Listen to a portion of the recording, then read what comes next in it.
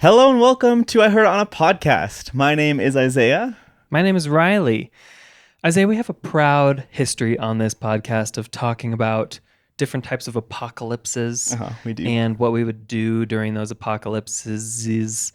And probably our favorite one to talk about is zombie apocalypse because there's just so much media out there about zombies. And the U.S. government also has a plan of how they're going to fight zombies. Something that we've never talked about, I think, is if we had the capabilities, the financial or the political capabilities to do more than ourselves personally are able to do in an apocalypse, what would we do and how would we go about it? Yeah, because we don't have that many resources, I guess, compared to a lot of people or entities, I guess. Yeah. And I don't know, our plan has always just been we're going to go live in a cabin and avoid the world basically, and try to get as far away as possible. We're not going to engage with the problem. We're just going to run away from the problem basically. So what if it was your responsibility to deal with the problem? Do you think you would be able to handle that? Not in terms of if it was just me right now and the zombie apocalypse happened and I was in charge. No, probably not. Me neither. I think we'd all die. Yeah. Which is why it's good that the U.S. has a plan in place. It's actually quite an extensive document. Well, it's actually not. It's 14 or 16 pages of a PDF. Which isn't that much compared to the IRS's procedures on stuff or whatever. Right. So this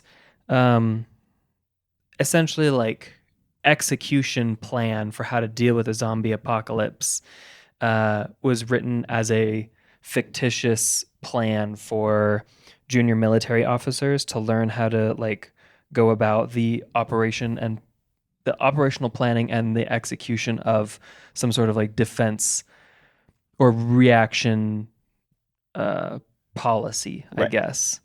And they used zombies as their thing that they were going to deal with because it's much less politically charged to say zombies are invading us than Mexico is invading us, and we need to figure out how to deal with that. But the fact that they chose a pretty much fictitious threat means that there's a lot of strange qualifications in how this might go about. Sure. So tonight I want to read through this plan a bit, talk about how we think that would work and if it would work well. And then I also want to talk about what we would change or how we would go about it if we were somehow in charge of the whole U.S. military. Sounds great. I think the most interesting place to start is what kind of zombies they thought we might have to deal with. So when I say a zombie apocalypse, describe to me where they're coming from, why they're zombies, how they turn other things to zombies if they can. I feel the first thing my mind goes to is some sort of disease or plague or virus or infection that one person gets somehow.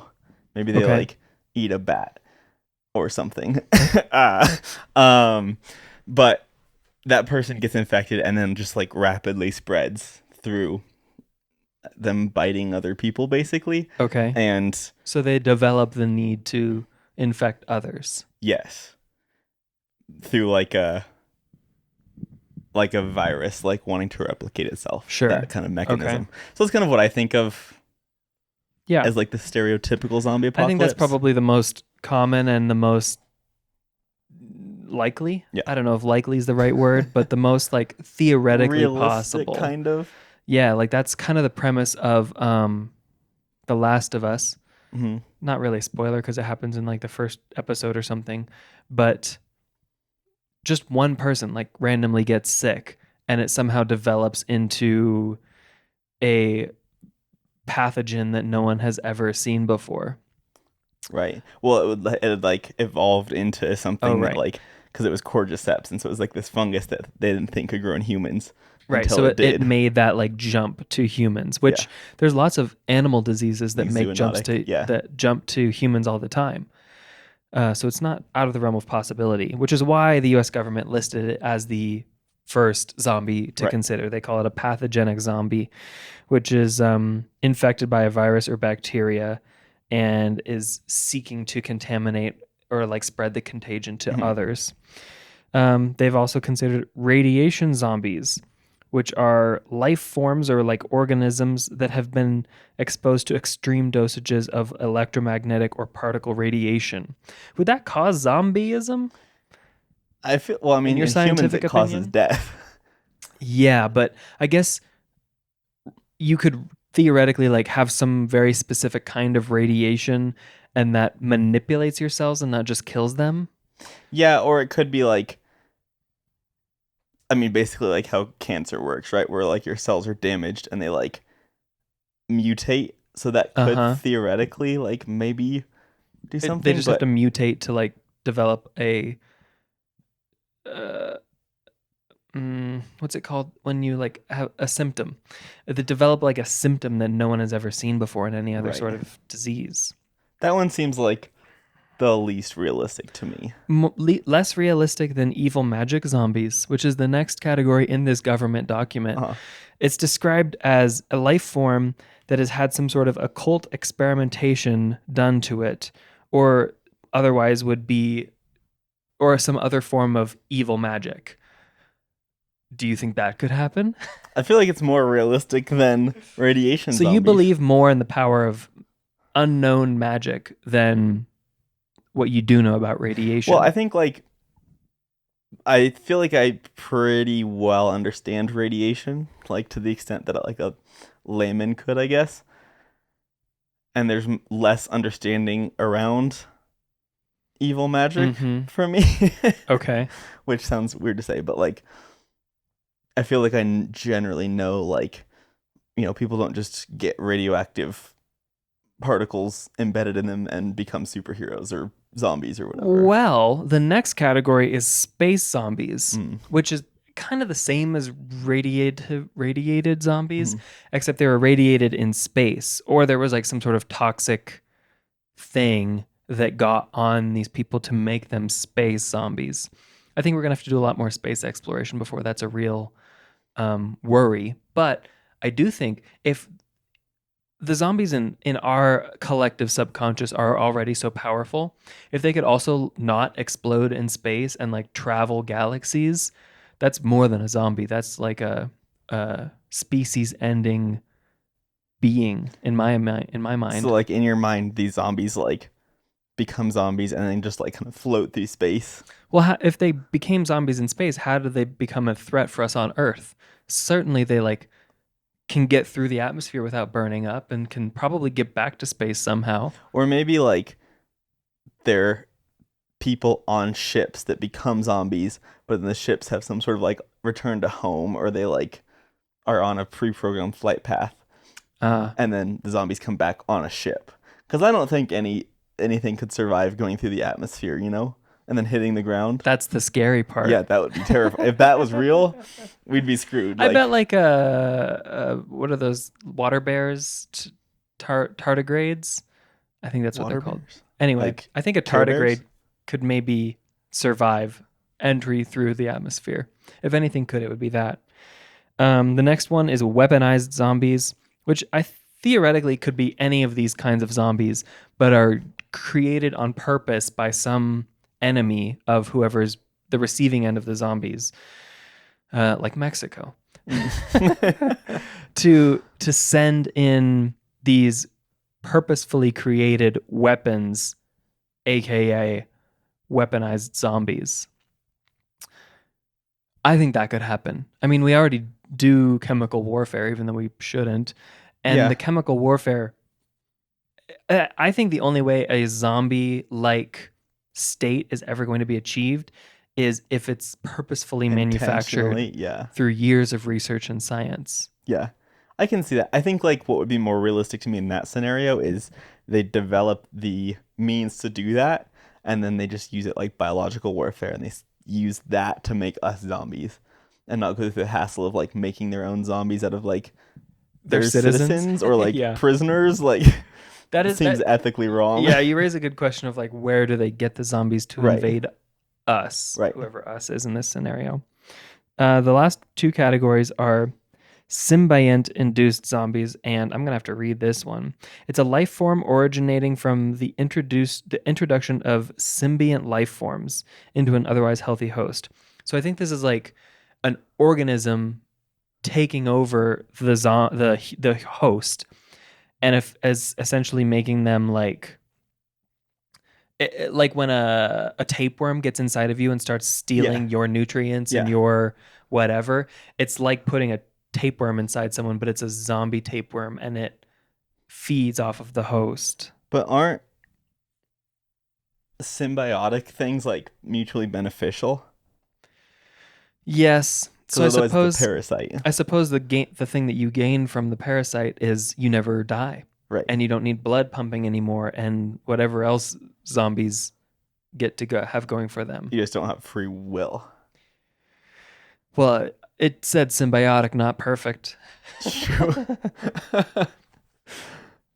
The last category, aside from chicken zombies, which I suppose is technically factual, we could get into that later if we want Okay. to. The last actual category is vegetarian zombies, like Plants vs Zombies, Hmm. and I suppose they're deemed a threat because they could destroy ecosystems or wipe out our plant life or eat all of our food or Kind of like humans are doing. yeah, except humans have too much food, we just don't use it correctly. um Although we are destroying a lot of plants Right. generally. Yeah. Maybe we're the vegetarian Hmm. zombies. That's deep. Anyway, which of these zombie categories do you find most terrifying? Well, I think the most like realistic are the parasitic ones or whatever they were called, pathogenogenic. Yes. Um, because they're the most realistic, I think they're the most scary. But if we're talking about like if they all existed, Yeah. Like let's say you have to spend an hour in a room with all of them. Which are you most afraid of? probably the space zombies. Ooh, why? Or maybe the evil magic zombies, That's the because one I was gonna they could say. have like more intelligence than just like, I think when you factor in intentionality and it's huh, not just some like single cell virus or whatever that is infecting you, but it's someone making a purposeful decision to use evil magic to change you. mhm, You have to fight more than just the symptoms. You have to fight the cause, right, which could be like some sort of crazy magical power or right. being. And that's like almost two wars. You have the war against the zombies, and then you have the war against the zombie creator. This sounds like a really like bad horror movie. I bet it exists in some form. There's a lot Yeah, of bad horror yeah. movies.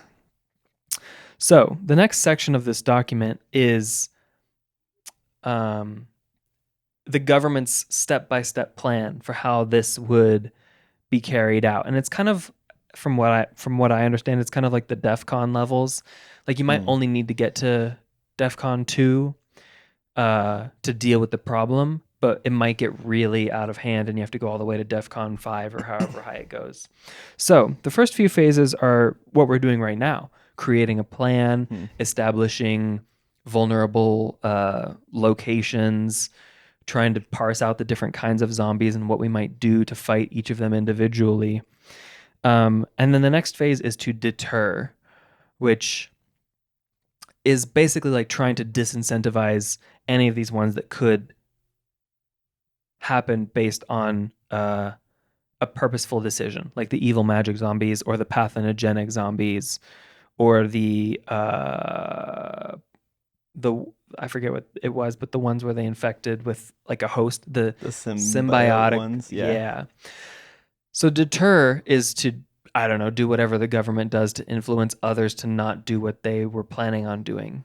Chemtrails. Yeah. That's actually probably the reason is they think that us Americans are going to try to create zombies and destroy our own Mm, country. And so they suppress all of that, our zombie acknowledging particles in our brain mm. with chemtrails, which is why if you go to another country that doesn't have as many flights over you, it's easier to research zombies. Interesting. Mm-hmm. The more you know. Yeah. Phase 2 is the seize and initiate. So you take all your plans and you start putting them into action. You're not just trying to deter others from doing it, but it's like probably happening. And so you need to go out there and try to like stomp down the fire while it's still small, you know? Yeah. Send in some tactical SEAL forces to Right. kill researchers or something. I don't know how it works exactly. Go kill all the scientists. Don't go kill all the scientists, because who's going to cure us? You just have to kill specific ones. I can see this being like a horror movie. Like John Cena is there and he tells everybody to go kill all the scientists, and then they don't think that through, and then they kill all of the scientists except for one scientist, and he's on a journey to like get somewhere to do science stuff. That sounds like a metaphor, a political metaphor. And I don't think we need to dig more into that.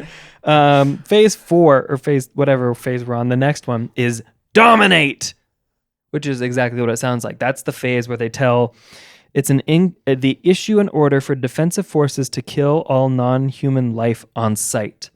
So that's just like sending out everyone with a automatic weapon, everyone in the military, Yeah. and say, you get to decide who you kill and who you don't, based on your understanding of what the zombies look like.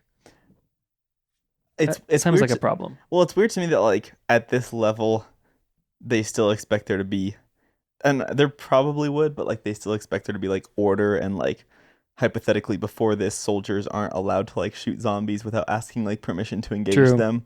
So there could just be like zombies like storming them, and they just like stand there and wait for permission to shoot them. I think people would take matters into their own hands. Yeah, I think it would fall apart pretty quickly. We'd get to martial law pretty quick. Yeah. But you're right. There is the understanding that all government and military systems are still in place, and we can all satellite communication and whatever else we need to tell people you can or cannot kill anyone that you think is a zombie on site. Right. But you're right. That seems kind of unlikely that would be the situation. Yeah. I think this is seen again as a allegory, a training Right. tool. So it's really more for the understanding, like maybe there's 5,000 zombies in the world. Right. So you could go to wherever they're most, let's say they took over like southern Florida or something. You could say, all right, the state of Florida is now like under this heavy restriction, and we're going to send our military down to the south of Florida and Like bomb kill them or all something. the Yeah. zombies or whatever. But it's still only 5,000. Like that's not much of a threat really in the grand scheme of all like military operations. So I think that's kind of like how it might escalate in this incredibly fictitious scenario. Is it the movie World War Z where like the military still kind of exists and they like Yeah. firebomb the zombies and they're like fighting them like they would in a war, but like they just get overwhelmed? Yeah. I mean, there's plenty of zombie movies. That's probably one of the better ones.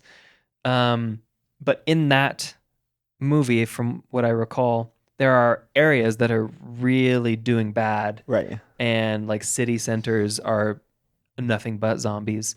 But there's still government military forces and certain cities that started lockdown really soon, or places like that where it's just kind of regular life and you still have access to fuel and electricity and all the essentials to like carry out some sort of operation.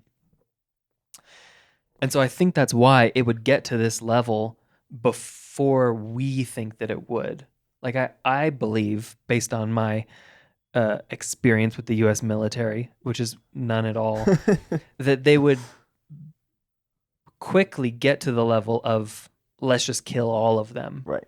and not deal with it and not let it become like a worldwide epidemic. Yeah. Or whatever it would be. Because the next phase, there's a phase after this, is to stabilize and like try to get back to normal life, clean up all the zombie bodies, make sure they're actually dead, give people of South Florida their homes back. I don't know, maybe pay for the repercussions of whatever kind of Geneva Convention violations had to happen to make this work. Correct me if I'm wrong though, but like doesn't the planning phase deem zombies as like exempt from any sort of Yeah. Geneva Convention or But if you like had to like bomb a bunch of people's houses, right, civilians' right, houses, to fight a threat that no government has ever right. acknowledged as a threat, that might get into some muddy water. Yeah, More muddy than the Geneva Convention yeah, usually is anyway. yeah. There'd have to be a second convention after that's all done.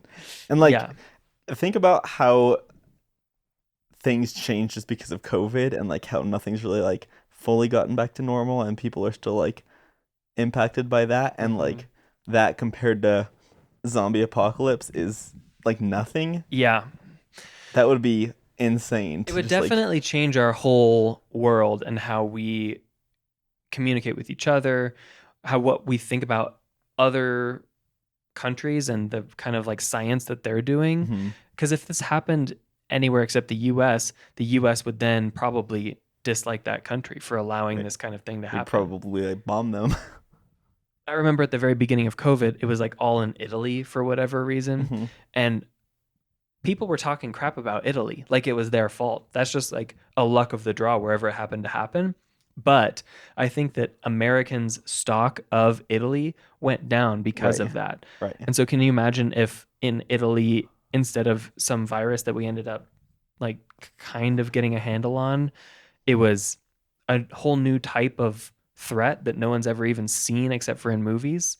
I think that would have a lot of geopolitical Mhm. repercussions. Which are things you don't think about when you're planning your zombie apocalypse plans. Right, which is why we're looking at it from a bigger picture today. You know, it's I heard it on a podcast version 2. We're thinking bigger. We're involving the entire government in our Global apocalypse planning. geopolitics. You come to this podcast for that. Yes. And so now I want you to kind of forget about everything that I Okay. just said. Okay. And let's say you are in charge. I'll give you Okay. a scenario. You're in Okay. charge. You can somehow like pull all the levers of the military and the government. Let's just throw in the rest of the government there Okay. too. And you get to make the decisions. And there are 20 probably identified zombies in Canada, Oh. somewhere in Canada. Okay. What are you going to do? Are they all in the same place? Let's say they're in the same like 100 100 miles. miles. Um, well, I feel like if I'm the president, I have to like talk to the Canadian government. Okay. I And would say what? probably I would probably talk to the Canadian government, but also like covertly send in like a SEAL team or whatever and some helicopters and like sneak them in to Canada To do what? to like keep an eye on the zombies. Ideally, if they could like find them, they could just like, minigun them from the helicopter and just take care of it there. Do you think if there was only 20 zombies in the whole world, they would have even like selectively been identified as completely non-living and worthy of instant death? I feel like you have to make that jump, right? Well, yeah, but like, how do I know that they're there and a problem? It's like when the CDC reports on like there's been a spike in West Nile here, and there's been a spike in mad fever over here, and whatever. Yeah. And you probably hear those things all the time. And so the CDC just reports there's a few cases in Western Canada of currently unidentified disease, but it looks like zombies. At that point, like, I think just normal like CDC quarantining stuff would be Mm-hmm. like what I do because at that point like they're not confirmed. But like in my mind there were like 100 zombies like out shambling around already like in the fields of Canada or whatever. Okay. So, Fast forward 2 weeks, and okay. now there's 300, and Okay. it's not quite contained. Okay. Like they think they got most of them, and they think they're like kind of keeping them in place with makeshift borders, but not killing them yet because they haven't confirmed that they can't be saved. Mhm. You can't just kill 300 civilians who get sick. Right. Um, but it's not confirmed that they're all contained. Mhm. It could be spreading throughout Canada and northern U.S. What do you do now? I don't know. I feel like was it maybe Bird Box or there's like a movie like that where like they keep almost having it contained but then like one person like slips through a filter, and then Yeah. just like Hmm. I don't know what you can do at that point. Like a full lockdown is like the best option, but like that didn't go well with COVID. No, Americans don't like a full lockdown if they don't understand why. I don't know if They can't just trust the government right. to I don't have know the if most information. anyone likes a full lockdown, and like no matter what, there's gonna be people who like sneakily subvert it, you know? Right. So So if you know that, do you still endorse a lockdown and slow down the economy and enable people's ability to get educated and all the stuff that comes along with a lockdown? probably, but I think like hypothetically, back at the original 20 zombies, you would Okay. just have to shoot all the zombies, and like Just just kill a bunch of civilians. 20 of them like who have like some mystery disease that like is making them zombie-esque, probably. Like I don't know, That's I controversial. just think about like how many times there have been like nuclear near misses, you know, where like it comes down to like there's so much confusion in the situation, and like no one like really has the full picture of what's going on, but like you Hmm. have like minutes to make a decision on whether you're gonna like nuke a whole country or not, and you don't have all of the information. You just kind of have to like make a guess. So your guess would be on the side of more violence rather than less. I'm not trying to put you in a No, tough I know. spot. I think like because of the scale of like the nuclear option, like I think that decision is easier to make when it's like 20 people who are confirmed to like have this like disease that looks like it's going in a bad direction. And I Hmm. think like it is controversial, but like I think like in terms of like survival of humanity, that's the best option. Now like morally, I don't know if that's the best option. And like I'm glad I don't actually have to make that decision, but I Hmm. think in terms of the survival of humanity, that's the best thing to do. And like a lot of it comes down to like the reason like in movies and in real life quarantines and stuff like that don't work is because people are like acting selfishly or like acting in self-interest, Okay. and there's almost like this um denial that happens. Like if you were infected, you might like hope that you can be saved, or you might hope that it goes away, or you might like not be resigned to like your fate yet. And so because of that, you like keep trying to like be with healthy people. And like Mm. that's just kind of like human nature to like think about themselves and like their survival over like the species, I think, unless it's like very intentionally like that instinct is repressed, you know? And so hypothetically, the best option would be these people like realize that they're infected and it's not going to be good, and like they accept that and just like become resigned to their fate, and they don't try to like pretend like they're not sick or go and like spread it more. But that like takes a lot of self-awareness, and like it's not And a yeah, self-sacrifice, it's not a fun thing to like have to do. especially in the scenario that I've given you, in that it is just some weird unknown Right. disease. Most diseases, at least in advanced country, whatever you want to call it, are somewhat treatable, or you can at least like identify the Right. symptoms and suppress them in some way. Um,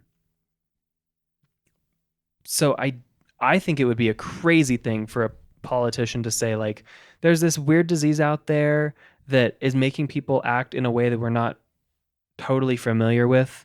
We should probably just be on the safe side and kill them all. Like that would Right. cause a huge problem, I Right. feel. Even though I probably, if I agree with you, given that we know that it's Right. zombies, but But in the unknown, if it was just like some new disease that makes you sick for 2 weeks and takes away your ability to taste, then you get better. Then you just like murdered a bunch of innocent people. I think like assuming that we knew who the people were and I'm like the president, I would like probably like personally like video call them or like visit them where they're at and like ask for them to like, because I don't know, like if I was in that position and I had some weird disease that only like 15 other people had or whatever, I would definitely like isolate myself and I would like follow the procedures that like doctors ask me to, and I would like wear a hazmat suit and I'd like go be isolated for however long until they think I'm safe and can figure it out. Like I wouldn't be I wouldn't just like go about my life or pretend like I'm not sick or whatever. And so I think I would like call on the goodness of like people and the better parts of people to like make a small sacrifice and just like see where things go, but like go be in a hermetically sealed tent in the middle of nowhere for a while and just like keep an eye on Sure. them, you know? I want to believe that that would be the case as well, but I really don't. Hmm. To kind of put a cap on all of this, you're still the president in this scenario. Okay. You still have all the powers that you just did. Okay. At what point would you go to the dominate phase? At what point would you say, all right, if you own a gun and you see something that looks like a zombie, go ahead and kill it? That's like 40% of America's dream. Right. And you're like, oh, my neighbor kind of looked like a zombie after he like ran over my bushes last night or whatever. Like you can't control what people are going to do when you give that kind of order, but that order is given to stop a larger problem. I don't think I would give that like permission to anyone. Like I might order the military to do that when it starts to get kind of out of control, but I wouldn't just like say free for all. Like if it gets to that point like society's collapsing and like I don't have that say anymore, um so I probably would never like just tell civilians to like go out and shoot things they think are zombies, you know?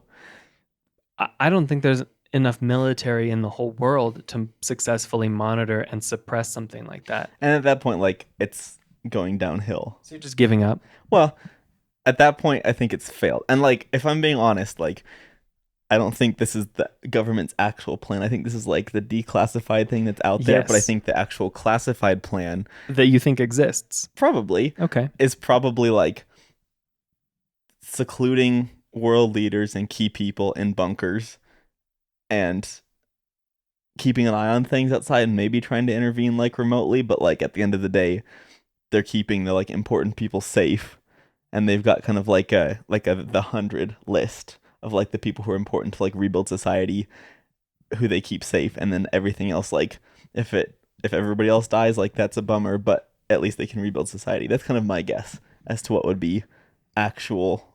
That's probably true. I've always found it kind of dumb that the plan is to keep all the world leaders alive, even though you're going to let the whole world die.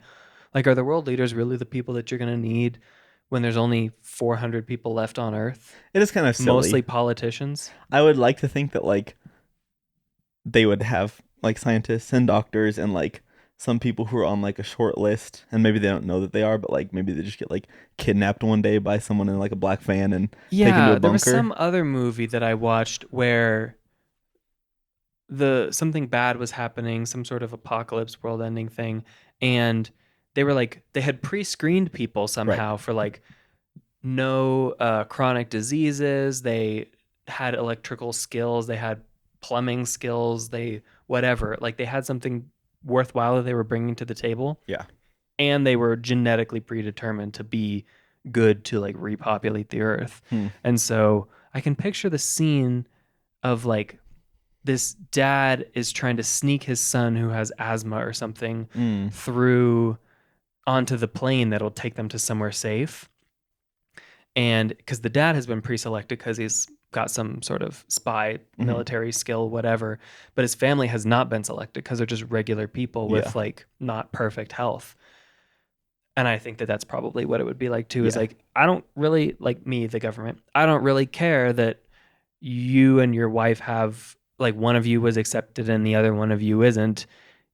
This is the end of the world. You don't get to choose. And like personal like values and personal opinions just kind of go out the window because it's like about the survival of the human race at that point, like You as would a hope. species, and not about the individual person, unless you're a politician, and then it's about you and you get to go to the bunker first. Right.